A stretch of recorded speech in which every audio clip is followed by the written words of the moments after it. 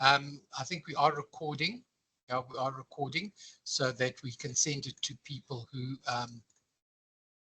couldn't attend and put it on our social media.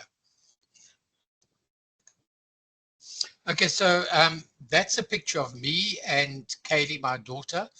I've been a financial advisor with Old Mutual for the past 28 years, and I'm going to be semi-retiring quite soon, and Kaylee is actually going to be taking over my practice. So we're in the process of that. It's a process that will go on for a couple of years, and then she will be the person legally responsible for the practice, and I will just be in a sort of advisory capacity. Right. I want to start now with our destination. As I said to William, you can't plan your journey unless you know your destination. And retirement is a journey, and it requires a clear destination. You need to know exactly where you're going. Unfortunately, retirement for many people is a grim battle between longevity and money, in which you hope your money wins. In other words, you want to run out of life before you run out of money. And regrettably, many people do the opposite.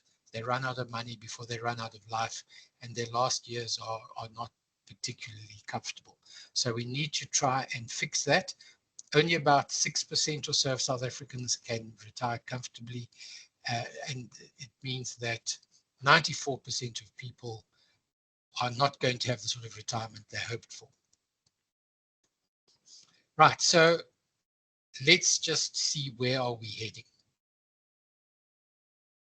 Now, people have all sorts of grandiose ideas about their retirement goals. Some think they're going to travel exotic places. Some think that they're going to buy a luxury unit in a retirement village and live a luxurious life. Others may be just hope for family time. Unfortunately, in South Africa now, many people's families are in Australia, New Zealand, Canada, the UK. So if you want family time, that might be quite expensive in that you have to travel. So with all this in mind, what income do you need? So do you need 40,000 a month, 50,000 a month, 60,000 a month? That's the sort of decision, the sort of thinking that you have to go through. How much am I going to need? Now, when you calculate this, the most important thing is to remember inflation. If you don't factor in inflation into your plans, you can really, really have a very, very hard time. People don't realize just how devastating inflation can be. So just a definition, quick definition of inflation. It's the rate at which the general level of prices for goods and services rises, eroding the purchasing power over time.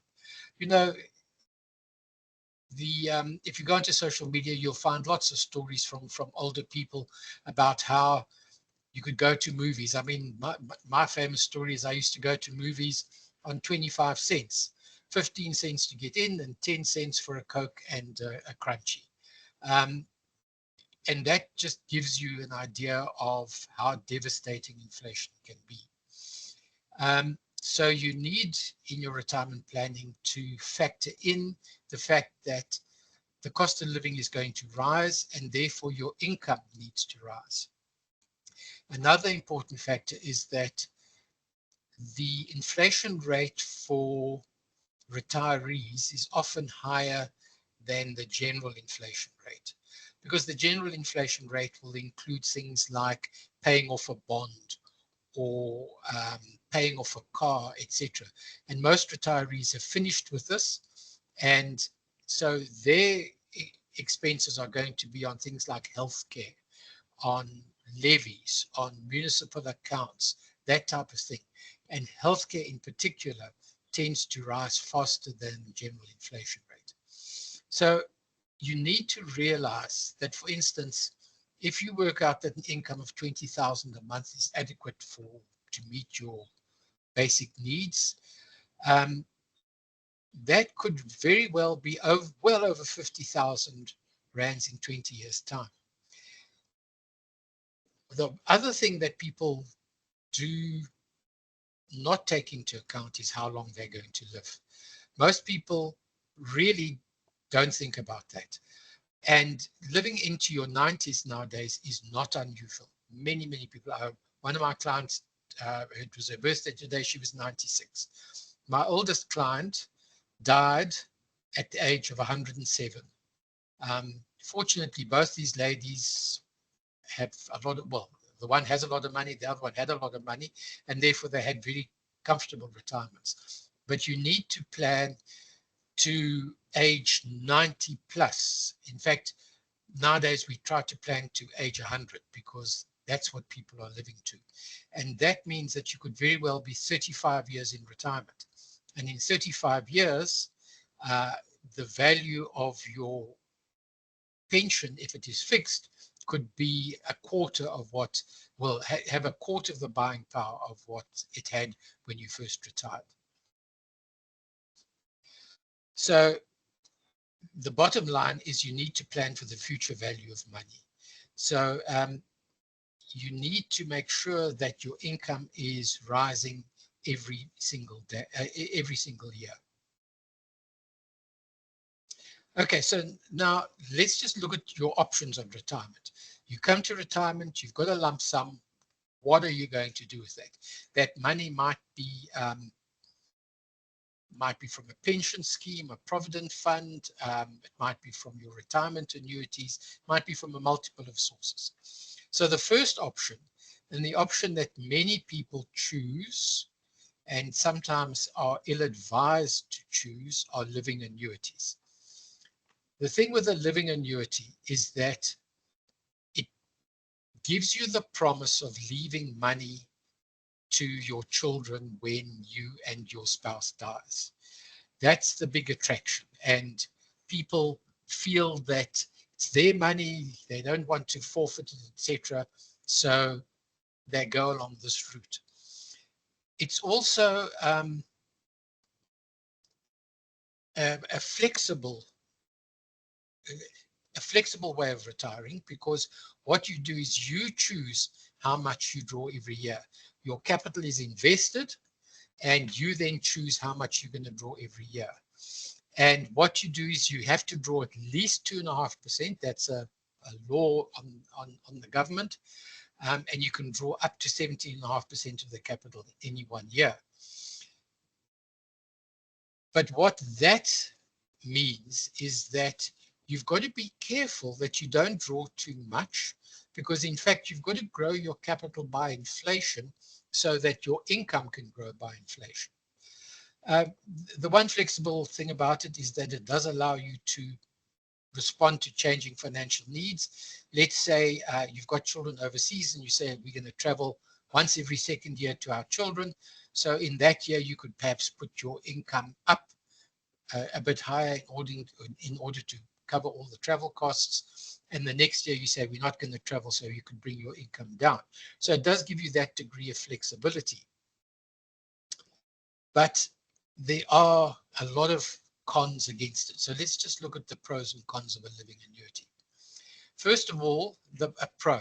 It's flexible. You can adjust your income on your needs. And you can also adjust it if markets don't do well, you can maybe drop your income. A con of that is market risk. Your returns depend on market performance, and so a downturn can significantly impact the annuity's value. So if the stock market goes down, your living annuity is going to suffer. Another pro is that you've got growth potential. So you can grow your funds in there if you draw a very modest amount every year. You can grow your funds in there, and you can maybe then leave money to your children. The problem is The con is the longevity risk.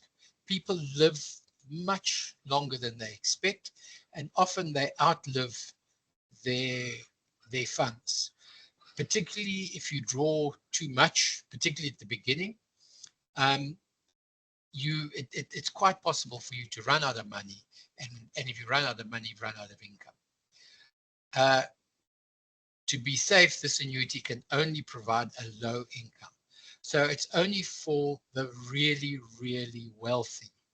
If you can afford to draw only 3 or 4% of your capital every year, we can invest it in such a way that we can grow your capital at 3 or 4% ahead of inflation, and therefore your capital will increase, your income will increase, and you will have a happy retirement. But that relies upon you drawing no more, definitely no more than 4% a year. So when we'll show you the figures in a moment, that means you have to have many, many, many millions in order to actually make a living annuity a good option for you. This is the big thing to realize. With a living annuity, you take all the risk. You take the risk that the markets don't perform, and therefore your investment doesn't grow. You take the risk of living too long and having to draw an income too long and depleting the capital. So nobody's there to help support you. You are taking all the risk, and you must be aware of this before you opt for a living annuity. Okay, so let's just have a thumb suck at what you can expect to get from a living annuity. So let's say at retirement you've got R1 million. If you're going to go the living annuity route, you shouldn't draw more than about 3,000 odd per month.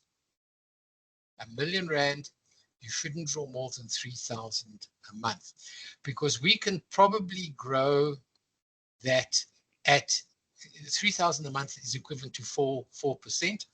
We can probably grow your capital at inflation plus 3-4%. So we will be growing your capital.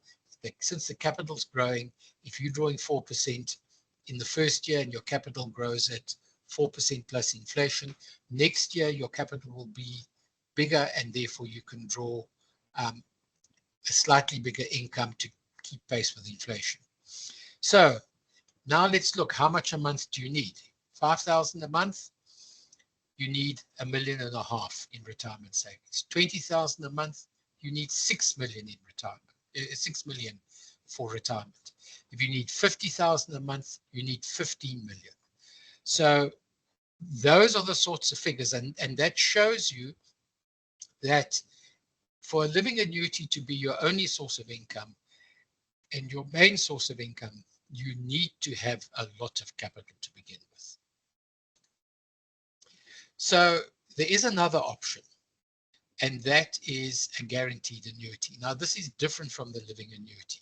In the living annuity, you've got your capital and you're drawing from it every year, and hopefully you're growing that capital to keep pace with inflation so that your draws every year become bigger. But what it means is that eventually when you die, if you've done it properly, all that capital should be preserved in inflation linked to inflation. So, you know, you could start off with 5 million and you might die and it might be 15 million, but they'll just have the buying power of 5 million.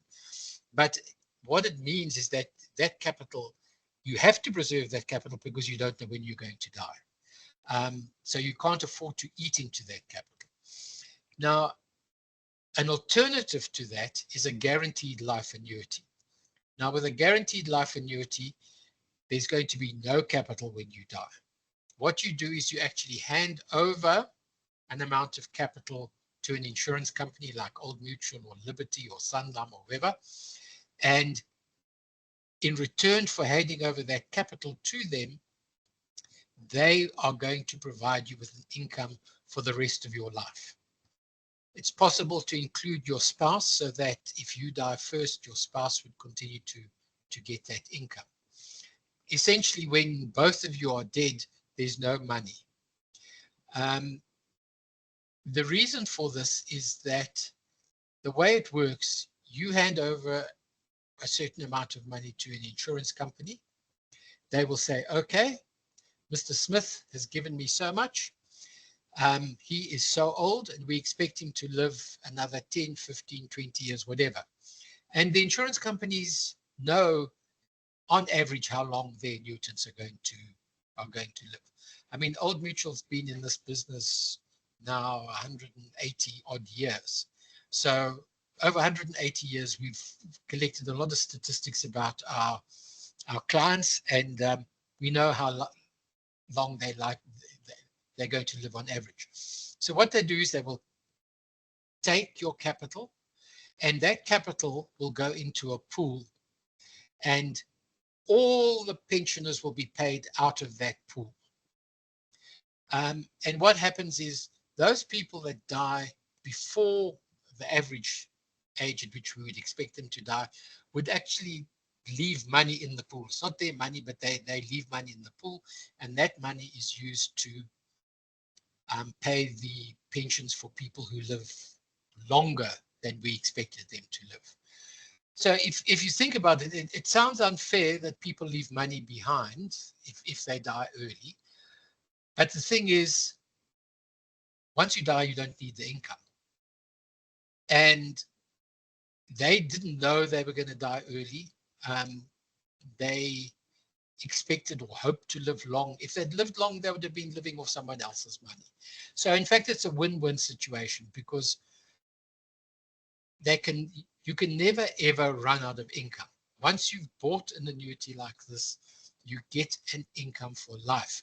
And the insurance company is legally obliged to pay that income for life, regardless of what the market fluctuations, regardless of what happens.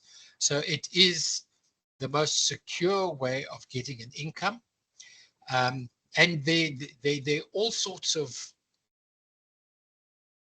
permutations and combinations we can use with this.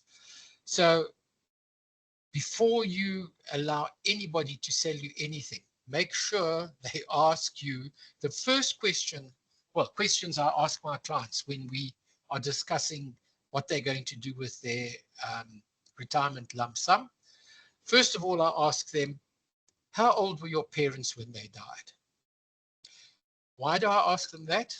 Because we want to know, is there a family history of living long?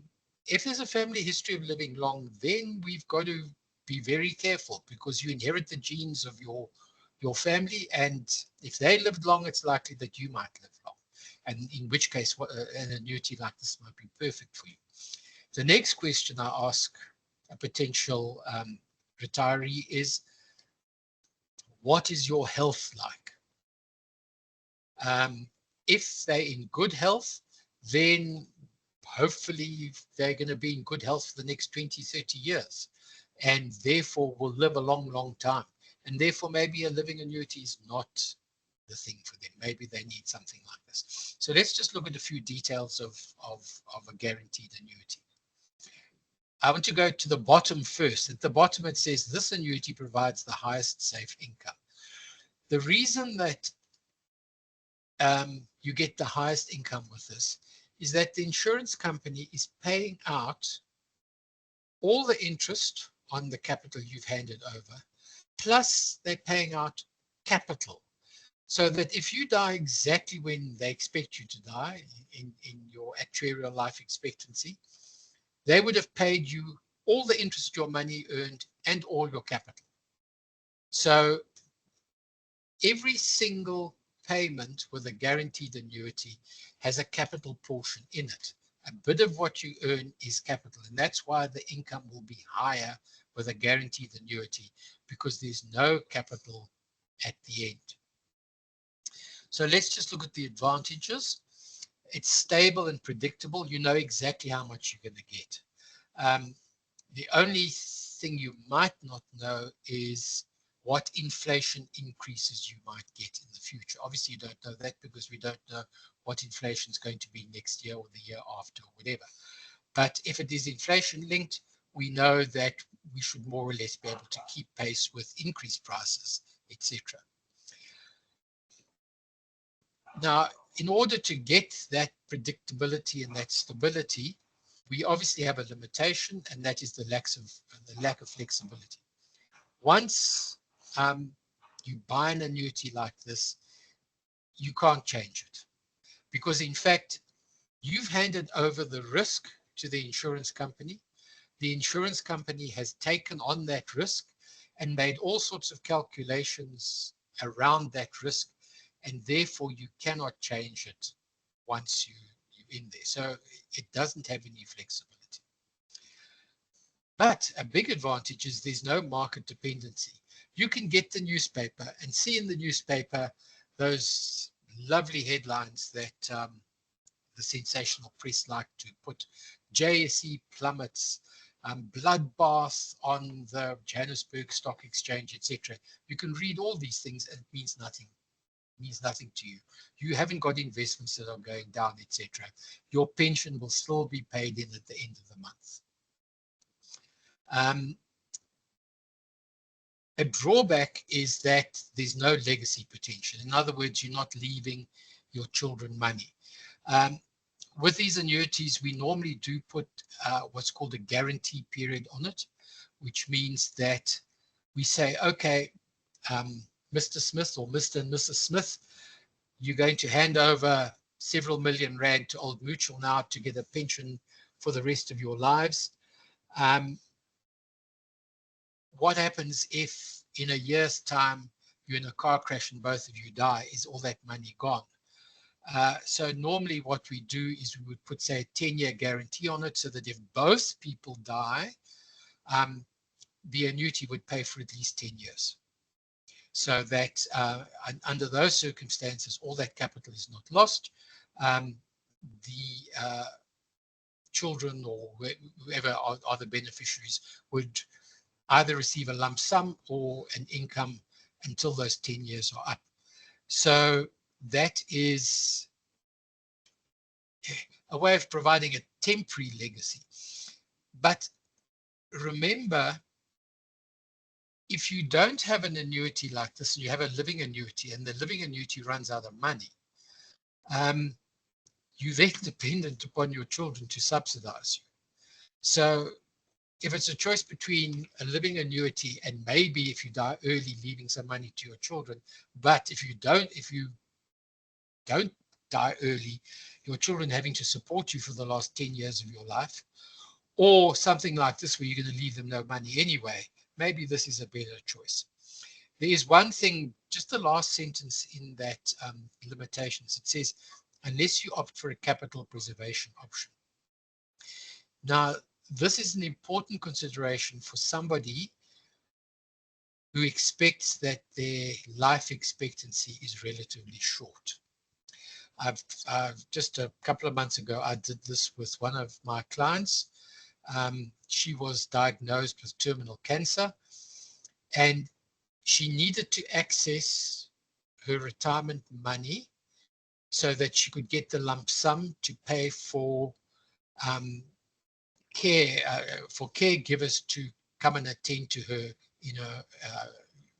where she was living. And the only way she could get her 1/3 lump sum from her retirement annuity was in fact to retire from it. But she knows that she's not going to live very long. Well, in fact, she was given literally weeks a couple of months ago. So she's obviously stronger than the doctors expected. So what we did with her is we bought her a capital preservation option where she is getting a pension. She got a lump sum of 1/3. She's getting a pension, but attached to that is a life policy so that when she dies, the full amount that she spent on the pension gets paid out to her children. So this is very important, and that's why it's essential for me to do my job properly and ask a client, what is your health like? If your health is compromised, then we've got to go for this. Your pension will be lower because we've got to pay a premium on a life policy, but at least then we know that the full amount of that money is available for the children. And the wonderful thing about this is that those children will get that full amount tax-free, absolutely tax-free, because life policies are tax-free. I looked at the option of going the living annuity route with her. It might have been an option. The problem is with a living annuity, when the annuitant dies and the children get the money, there are tax implications. And it would have been much easier for me to do it that way because there wouldn't have been quoting for life cover and all that type of thing.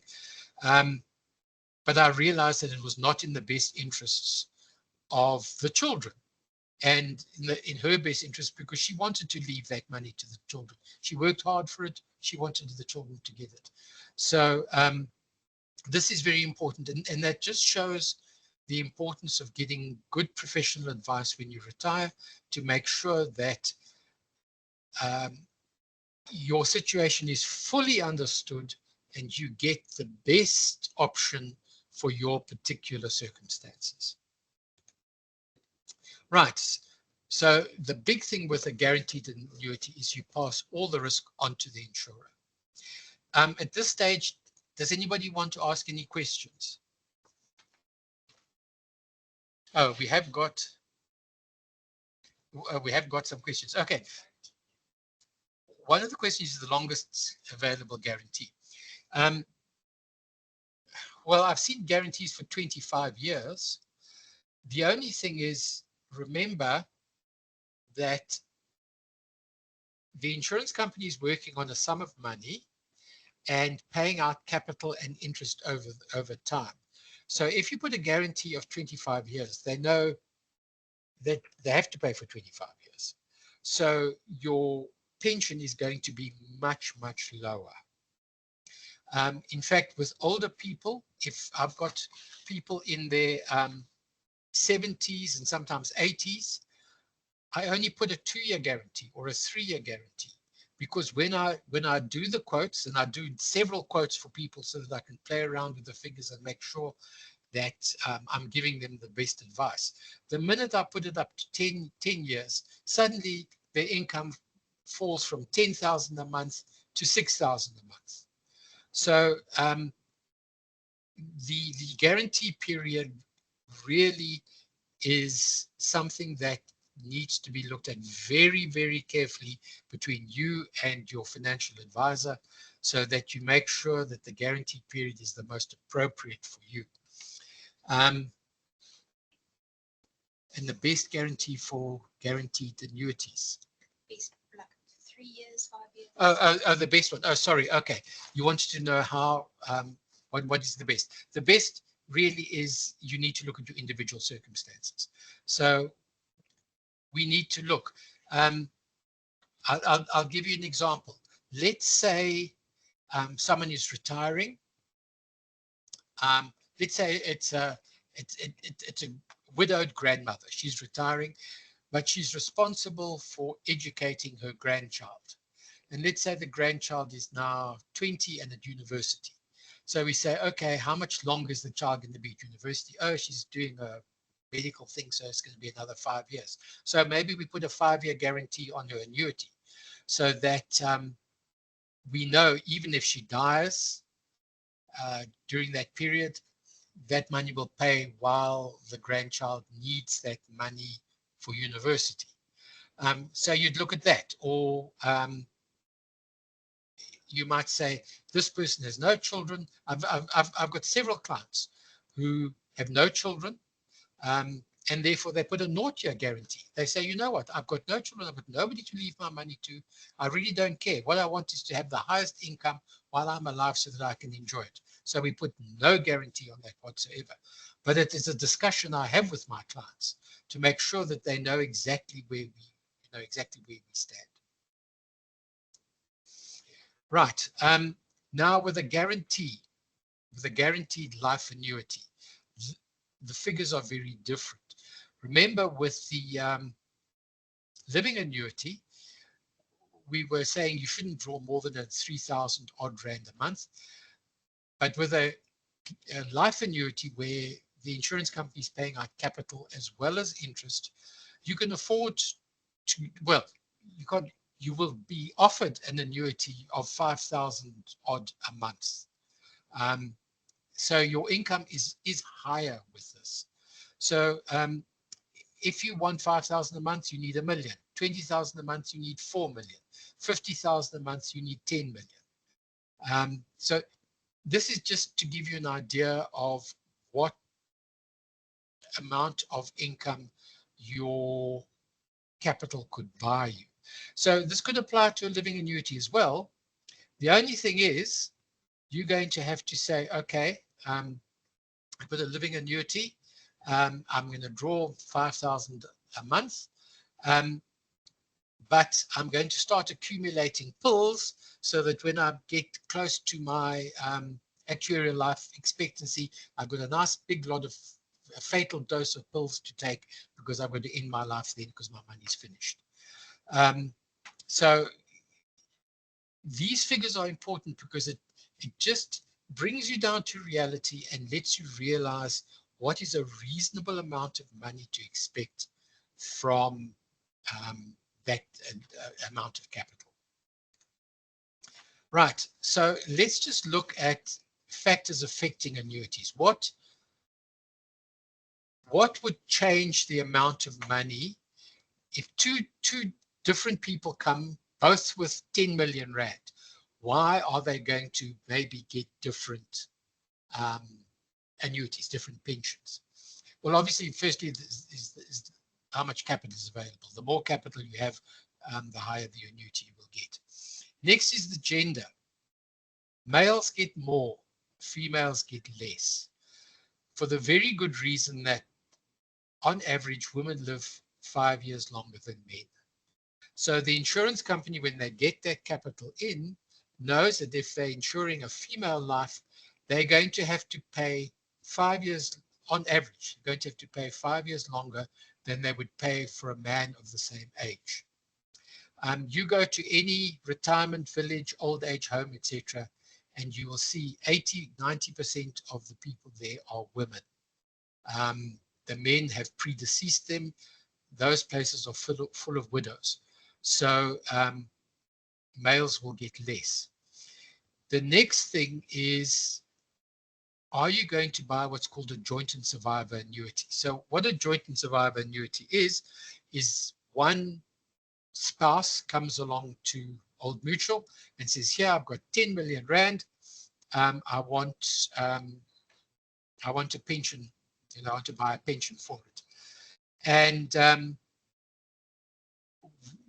sorry, another question you always ask somebody, not only how old were their parents when they died and what their health is like, you ask them, are there any people that are dependent upon you? And he says, oh yes, I've got a spouse, and we share expenses, etc. So this is really our money. So under those circumstances, we then put 2 lives assured on the annuity, so that annuity will continue to pay until the second one dies. So when the first one dies, sometimes we've quoted in such a way that the annuity will reduce a little or half or whatever. But in most instances, we say, you know what, it's as expensive for one person to live as for 2. So we just make sure that when the first person dies, the annuity then transfers to the second person and they get it for the rest of their life. So obviously, if you have a joint and survivor annuity, you're going to start off with less because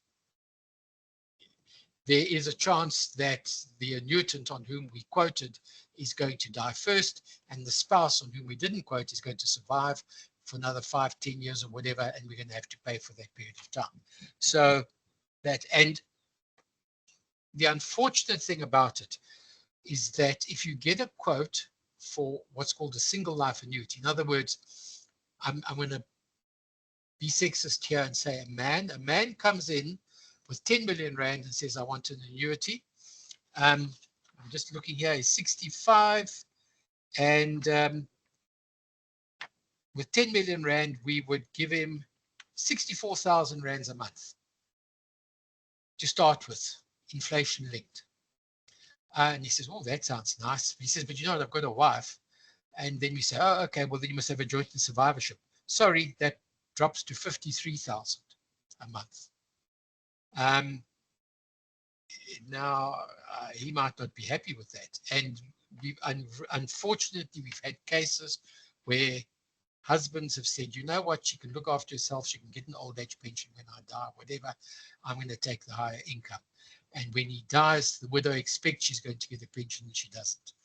So please be very, very, very careful that you're not tempted to take a single life rather than a joint and survivor if that's the most appropriate. Next, and this applies to a couple of the questions we asked, is the guarantee period. The older you are, the more you should consider a shorter guarantee. I did quotes in order to have some facts and figures at my fingertips. And anything up to about age 70, a 10-year guarantee is not particularly expensive. It's going to cost you a couple of $100 a month, maybe. But anything over 70, you should be then considering maybe a 5-year guarantee if you between 70 and 75. If you're after 75, maybe you must consider even a shorter guarantee, because every year you add to the guarantee is going to reduce your annuity quite considerably. And remember, the whole object of these things is to provide you an income for life. So what you're doing when you buy one of these is you're betting that I'm going to outlive my actuarial life expectancy. And so the higher your annuity starts at the beginning, if you're going to get inflation-linked increases, the higher it's going to be, for the rest of your life. So a guarantee period is something that you really need to have good advice on in order to find the most appropriate guarantee period for you. Next is the age of the annuitant. Obviously, the older you are, the fewer payments the insurance company expects to make until you die, and therefore they're going to be willing to pay you more every single year. So this is very important. But probably the most important are annuity rates. In other words, what sort of investments can Old Mutual, Liberty, Sanlam, etc. make in order to generate the returns to pay your annuity? What sort of rates can they get to guarantee that they can make all these payments? You must remember that these insurance companies are paying out billions every single month, and they've guaranteed these incomes, so they're going to make sure that that money is secure. So the most secure way of having it is in fact to buy government bonds where you have an absolute guarantee and you know exactly how much interest you're going to get, etc., for 20, 30 years. And it gives a degree of predictability to the insurance company. At the moment, interest annuity rates have come down from what they were. A year ago, they were absolutely fantastic. They are still high. They are still high. You are getting a good rate at the moment. So if you are in a position where you think you might be buying one of these annuities in the near future, it's good to do it as soon as possible, because interest rates are beginning to decline.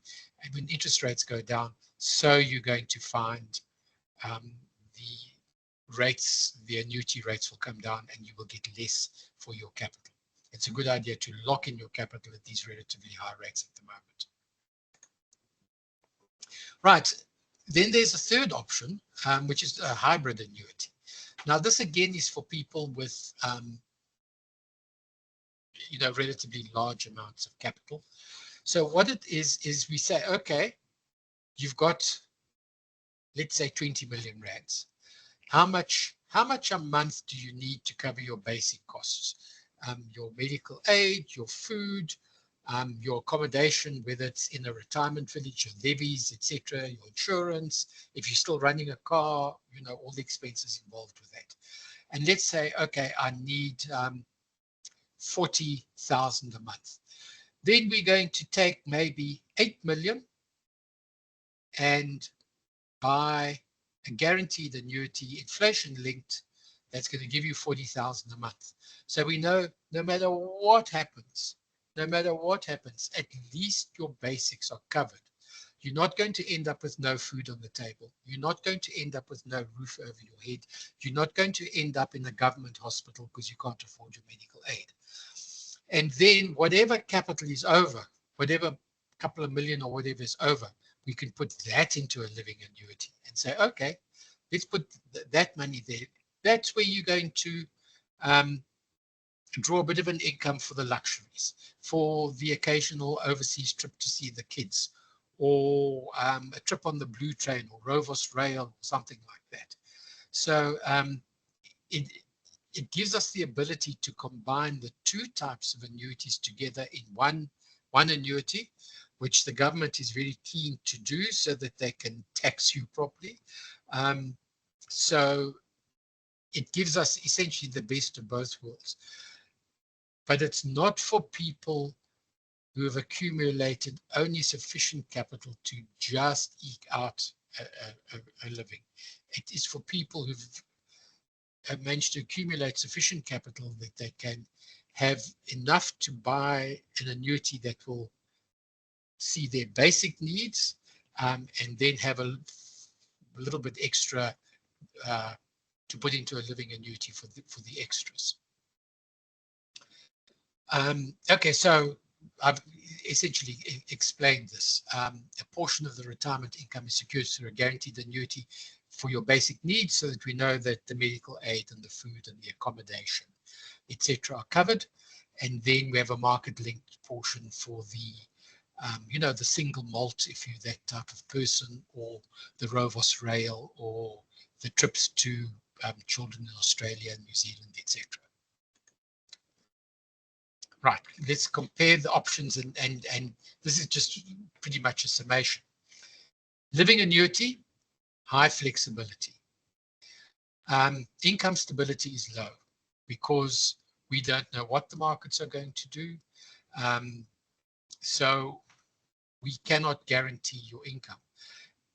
In many instances, people with a living annuity end up in the situation where their income actually declines. Not only doesn't keep pace with inflation, but goes down year by year. So we've got to be very careful of that. Growth potential is high. If you're only drawing 3% or 4%, there's a good chance that you're going to leave quite a lot of money. And living annuities are absolutely fantastic for the high net worth individuals because they can act like a family trust. A living annuity can be handed to your spouse, and then to your children, and then to your grandchildren, and then to your great-grandchildren. The wonderful thing about a living annuity is that it does not form part of your estate. So it's not subject to estate duty. If you leave a living annuity to your children, you can leave them 100 million in a living annuity. It goes to them totally tax-free if they're going to keep it and just take the income. The income will be taxed, but the 100 million goes to them tax-free. If you've got 100 million in the bank when you die, sorry, 25% of that goes in estate duty. So they're only going to get 75 million anyway. So there is a way of using a living annuity as essentially a family trust, but that means you've got to have a lot of money in it and you've got to draw very little. The risks, the markets don't perform and you live too long. A guaranteed annuity, no flexibility. Once you've bought it, sorry. Income stability is high. You know exactly what you're going to get. The only thing you might not know, well, of course, you might not know, you definitely will not know, is what the inflation increases are going to be. But you know the inflation increases are going to be related to inflation. The financial, the financial regulators in South Africa will check that the insurance companies are actually increasing it by inflation. So they can't get away with not increasing it by inflation. You've got no capital growth, but if you've got an inflation-linked annuity, you're going to get income growth, which is fantastic, because you then know that the buying power of your money will remain the same. You'll see more money appear in your bank, but with that more money, unfortunately, you can buy just what you used to be able to buy with the smaller income the year before because of inflation. No market risk and no risk of living too long. You can live to 120 and the insurance company has to continue paying. So you've actually passed all the risk on to somebody else. Hybrid annuity, moderate flexibility, certainly with the living annuity portion, you've got flexibility. Income stability, you're going to know that the guaranteed portion is going to grow the way you bought it. Did you buy an inflation-linked one or whatever? Growth potential is moderate on the living annuity portion. You're going to be able to grow some, hopefully if you don't draw too much, you can grow that a little. And it's a balanced approach. You've passed on the risk of not having food on the table and not having a medical aid. So it can be the best of both worlds. Okay, and another question. So we've got another. Move from one. Okay, can you move from one to the other? Okay, you cannot move from a guaranteed life annuity anywhere. Once you've bought it, you've bought it. The insurance company has accepted that contract based upon what happened at inception. In other words, you said, I'm going to give you R1 million, and they said, okay, in return for that R1 million, we're going to give you 5,500 a month for your life, and we're going to increase it by inflation every year. That's set in stone. If you're in a living annuity, you do have the option of transferring that into a guaranteed annuity, or even a portion of it. So let's say you've got 10 million in a living annuity, and you're looking at things and you're saying, oh, this is getting a bit scary, because 3 years ago I had 10 million rand, and I've still now only got 10 million rand, and I should have grown it by inflation over these years. So I should actually be sitting with probably 10.5 million at this stage, and I haven't. So maybe I need to make sure that I don't run out of income before I die. So let me take, let's say, 5 million rand or 6 million rand and use it to buy a guaranteed life annuity. You can do that. So you can go from a living annuity to a guaranteed life annuity, but you can't go the other way. Okay, so let's just have a look quickly at planning your route. For those of you who are young and you're planning, how am I going to get there? We've given you all these horrible figures. You need 10 million, 20 million, 5 million, whatever. How are you going to actually accumulate that amount of money? So the first thing is when you're savings for retirement, the government is actually very, very generous. They say 27.5% of your taxable income can be a tax deductible contribution to your retirement benefits. So what that means is that the taxman actually subsidizes your contributions to either your pension scheme or your retirement annuity. So if you, for instance, at a 35% tax rate, which most of you probably are, if not more, it means that for every rand that goes into your RA or into your pension, 65 cents is coming out of your pocket and 35% is coming out of SARS pocket. So what it means is that every rand of savings is only costing you 65 cents.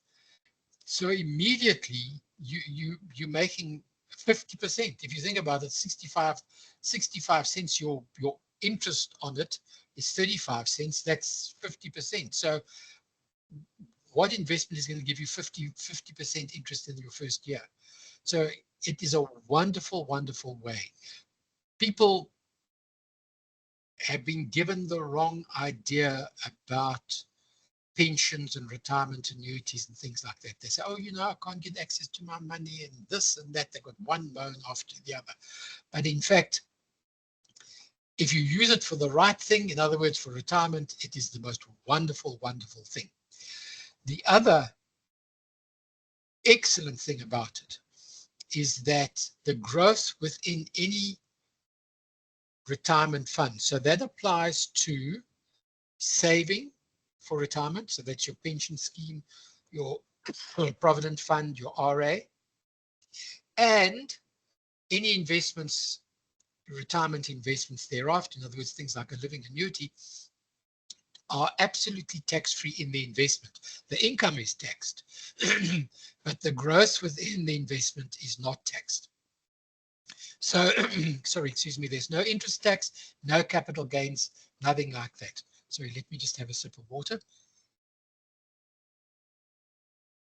So the growth you're going to get there is absolutely fantastic. So really you need to maximize your tax deductibility so far as contributing to retirement funds are concerned. So most pension schemes, well, certainly in the past, they used to work on 7.5% from the employer and 7.5% from the employee. Nowadays, SARS is no difference between that. So that will be seen as a 15% contribution, which means that there's still 12.5% you could contribute to a retirement annuity. That might affect your cash flow. You need to look at that, but it certainly is something you need to look at. And then with your money going into your retirement savings, remember you're going to get compounding growth on your investment. And this is something that people don't understand very easily because our brains are not made to understand compounding. What in fact it means is that, let's say you put 100 Rand a month into your retirement annuity. After about 7 years, the growth on that, on the accumulated capital, will be about 100 Rands a month. So in other words, after 7 years, your growth will be equivalent to your premium. So now we're getting 2 premiums coming in. That accelerates. So after 5 years, it's like 3 premiums coming in. Even though you're still paying 100 Rand, now your capital is earning you 200 Rand a month. After another 5 years, so now we're up to about 17 years, it's 4 premiums because the growth on your investment is now equivalent to 3 times what you're putting in every month. And that is the way, with relatively modest amounts of money every month, over time, you can accumulate your 10 million, your 20 million, whatever you need. Sorry, excuse me. Okay, thanks, Katie. Apparently, this isn't true, but it's very well believed that this gentleman, Einstein, said compound interest is the 8th wonder of the world. He who understands it earns it. He who doesn't pays it. So the opposite of compound growth is something like your housing bond. When you borrow money to pay for your house and you have to pay every single month to try and pay that off. If you work out how much you pay, you'll see that a R1 million house over 20 years is probably going to cost you close to 2 million in actual payments. The reverse is the case. If you're saving into your RA, you, like the bank, getting 2 million for every million going in. Okay, so it's very important to invest in growth assets. South Africans are very conservative when it comes to investments. They love fixed deposits. They love a bank deposit. Most of my clients say, how much interest am I earning? They don't actually understand that in many instances, they're not getting interest. they're getting capital growth, they're getting growth on shares, etc. So you do need to invest in growth assets, which essentially are shares in the JSE. The thing with these is that they fluctuate, they go up and down. So there's a short-term risk. I had a client contact me a month ago complaining because he'd got his quarterly statement from Old Mutual. And he was complaining, why are you drawing from this fund when it's doing so well? And you're not drawing from that fund and it's not doing so well. You should be drawing from the fund that's not doing well. But he was only looking at 3 months. When we looked at it, we saw that, in fact, the opposite was the case. The one we were drawing from was actually gave something like 9% over the 1 year, and the one that we weren't drawing from gave 26%. So you need to look on the longer term. And again, here you need to have proper advice from a financial advisor who understands how markets works and can help you navigate that and understand what's going on so that you get the long-term growth. If you don't invest in the right thing, you cannot double, triple, quadruple your money as you need to do to have sufficient money to retire. Okay, so now in conclusion, let's just chart our course quickly. First of all, you must know your destination so that you can plan your route, and you must know what the potential outcome is in order for you to make proper decisions. Okay, first of all, start early. The earlier, the better. I was just looking. Let me just give you an example.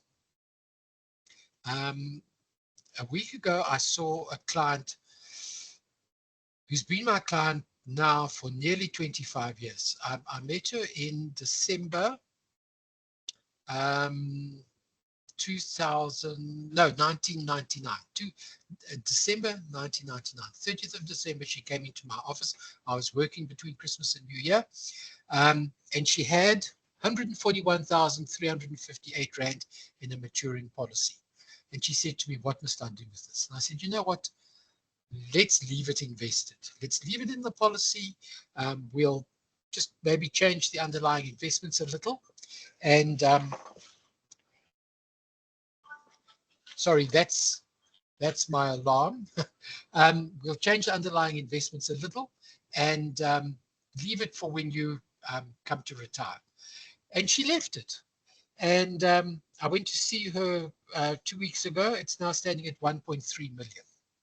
So that shows time. You need to have time in the market. So the earlier you start, she's been there for 25 years. That's less than many of you will work for. So if that was money, let's say you got 100,000 in your RA, maybe it's a bit much in your first year of working, that could now be 1.3 million.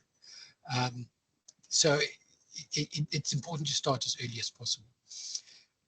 Very important, remember the tax relief you get on retirement investments.